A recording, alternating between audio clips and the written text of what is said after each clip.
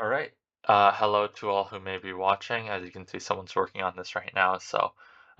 However, I am going to go and showcase what I have worked on in this last sprint, um, which was primarily changing my pseudocode into a actual code that classifies and actually will give the person that will put it into the files something to work on.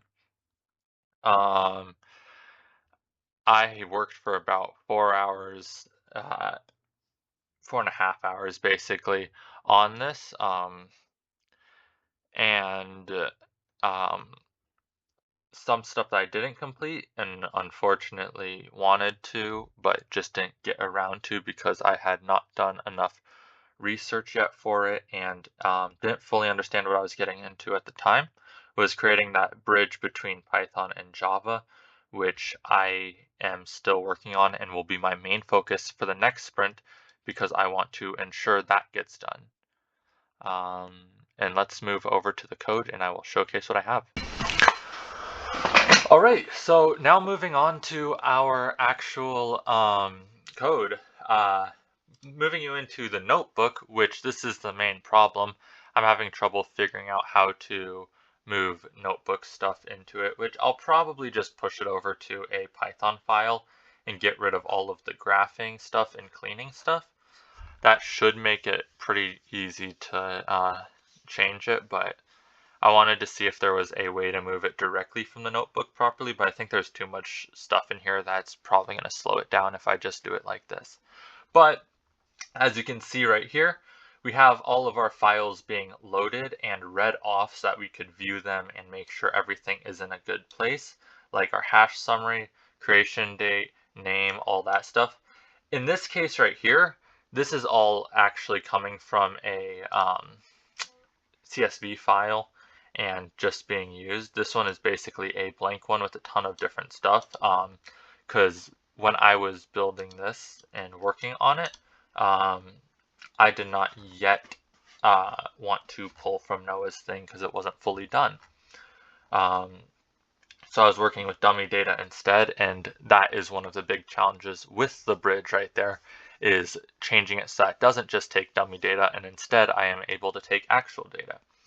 Likewise with that, we're able to display all of our checksums. This is just print statements, reading out each column and seeing what we have. So mine types, path, hash, creation date, modification, name, size, mime. This is all stuff that I was told we would have.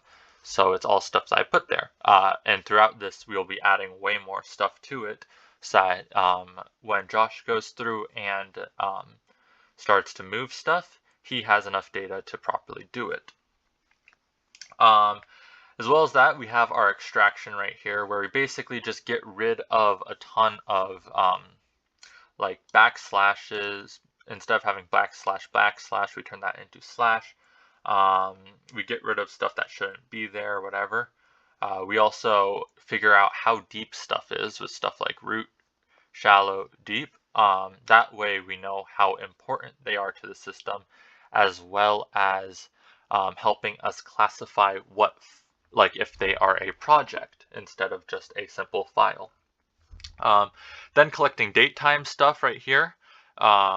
If we go through and pull our total seconds for age, modification gap, access gap, and we are just basically comparing them to each other and giving us like how long it has been since stuff. So age in days versus our current day gives us a general idea of how old it is, which can be useful in figuring out how if it's a project or not. That's basically what I'm doing at the start, because obviously if you have a project, game, and all that stuff that needs to be together, you don't really want them being moved away from each other. So we basically add all of this stuff with recent mod gap age. That stuff didn't show up on that one, but we'll be moving on and seeing what we have next. Moving on to version words. This is, once again, me trying to figure out, hey, is this part of a project? So we have all of these words that I basically came up with that would help me classify whether or not they're a project with V1, V4, V whatever, version, final, draft, all that stuff would basically allow me to figure out if it's something someone's working on or just a document that someone has. Likewise, we have test files. This is stuff that can also be used for classifying if it's dangerous or just something that can be deleted without being important. Stuff like trash, remove, junk, work in progress, test. Stuff like that is obviously kind of makes it seem less important. And then we have config files. This is stuff that you obviously don't want to move away from where it is, because it could break projects or break computer parts, or just break softwares that you have. So you don't want to move these too much, and so I gave them config, which makes them way more important to the system. And then we have all of our bases right here. We can also check for numbers for versions and whatnot, count words, stuff like that. And that gives us isConfig, words, hasnum, has version, stuff like that. And we print all of those out for ourselves as well so that we could better help classifying stuff when we actually start moving stuff. And then we also have categorization sizes. This can be important for stuff like checking security of stuff, game files, stuff like that, because it just can be good to know if when we're sorting. That is what my main goal of this is, ensuring that people can sort stuff properly. So we go through and check our size, categories, we check what percentile of the system they are in, all that stuff so that we can see all of our files properly. In this case, it's not in the right location, so I do need to change some stuff there. So then we have our detect mine group right here, which is just detecting if they are in a certain group, which can be important for both checking if stuff like this can usually end up being either bad for the system or it can be a project. Same with executables.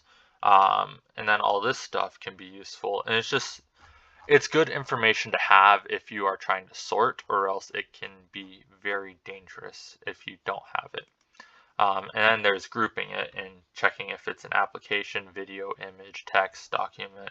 And we just go through and help group all of them. So moving on from that, we have our output right there with document, image, code, and it kind of just helps you figure out what your distribution is there. Finding duplicates is important because obviously if you have the same file, you don't really want to keep two of them on system. It can just clutter the system and cause problems. So we are going through and collecting the hash, which is a constant for any type of file of the same type. For example, a good way to detect malware is to take the hash because the hash can't be changed easily. Well, no, it's just connected directly to the file. So hashes are very good for that stuff. Helps you detect duplicates. So if you have, let's say you copied something on your system for a time being, or you forgot about it, you might want to get rid of that. So it'll let them know and collect it as a duplicate. In this case, you don't have any. And then detecting projects. This is where we go through our project ID, count, name. We collect ID, name, folder, and we get our roots of the projects and try and see if we could figure out how deep it is. Stuff like projects, folders, we collect that stuff. Similarly with risk score, this is us collecting all of our EXEs and all those extensions by splitting our paths by the end point of it and taking our EXE or extensions out of there, and stuff like EXE, application, gadget, VB, all those stuff can be dangerous. We check for scripts right here as well. We want to find double extensions because sometimes people will hide intent by having a first extension and hiding the rest of it, basically. So let's say you have, say, file.png, and then you have .exe at the end of that, it can be kind of dangerous, and that's what we're checking for right there. As well as MIME type mismatches. If we have a txt and all this stuff, but it's showing something else, then it could be a problem. Suspicious words as well, like crack, spyware. This is obviously not bulletproof because usually they'll kind of name it differently. But as far as like just a baseline, if they happen to just take a script and put it on your system, it can sometimes catch stuff.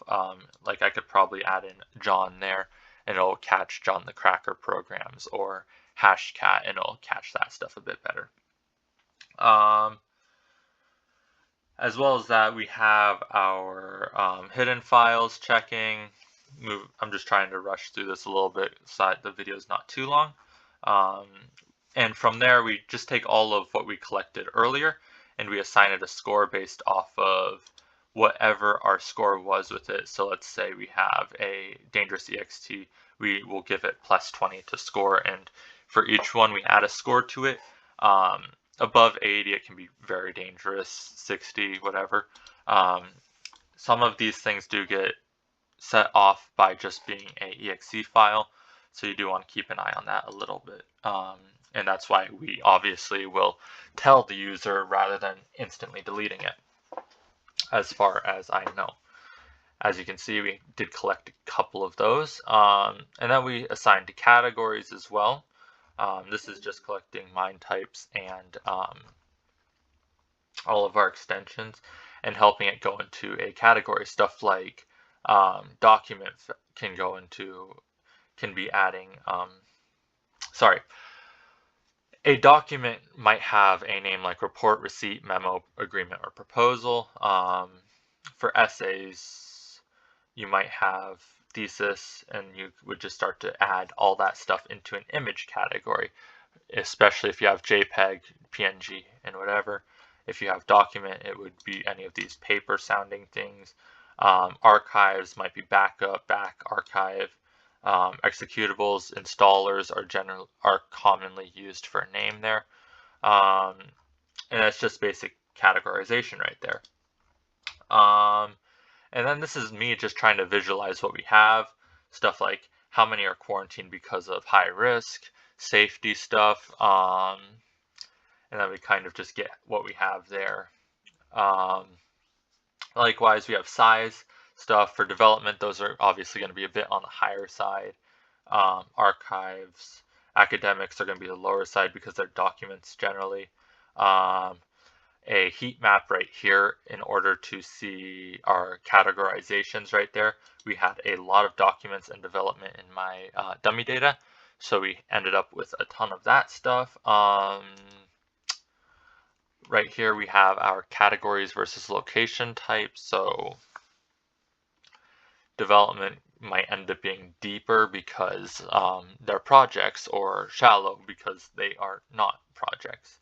It's just helping you figure out how deep into the system they are.